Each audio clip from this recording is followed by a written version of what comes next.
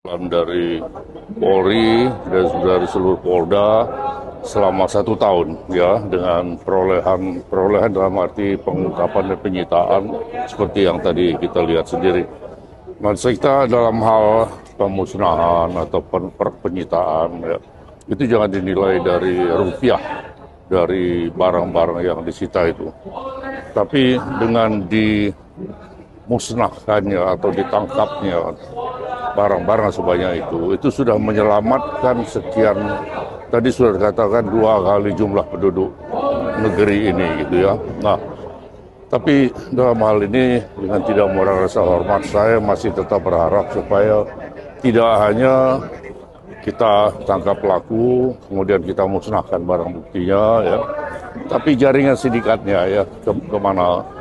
Dan saya juga berharap ke depannya kita dalam memberantas, mencegah peredaran gelap narkoba ini bukan di pintu masuk, tapi dari negara asal gitu ya.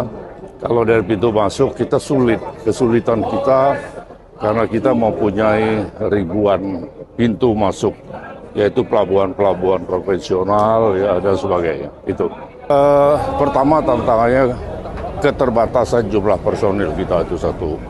Kemudian banyaknya pintu masuk ya.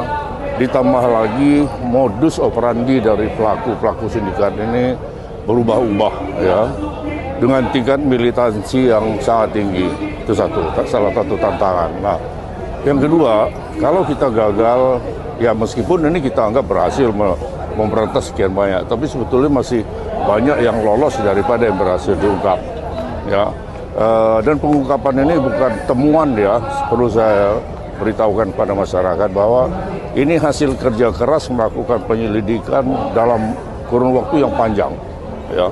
Nah, sekarang ini kita gagal dalam tanda kutip mencegah masuk dan beredar. Sekarang bagaimana caranya memutus peredaran di dalam Indonesia? Ada 2 hal ya. Kita mencegah terjadi penyalahgunaan. Ya, kita menanamkan kepada anak-anak bangsa ini supaya mereka menolak. Itu satu.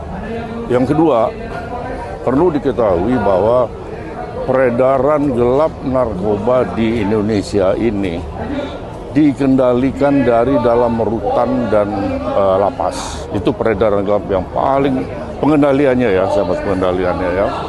Kemudian dengan cara apa? Dengan menggunakan apa? Dengan menggunakan handphone. Jadi kalau bohong kalau bawa di sini nggak bisa masuk handphone, ya saya bisa kasih kesempatan saya bawa 10 karung, keluar juga penuh karung saya isi handphone ya. Nah, bagaimana solusinya ya? Yaitu jadikan setiap lapas dan rutan itu menjadi blank spot area.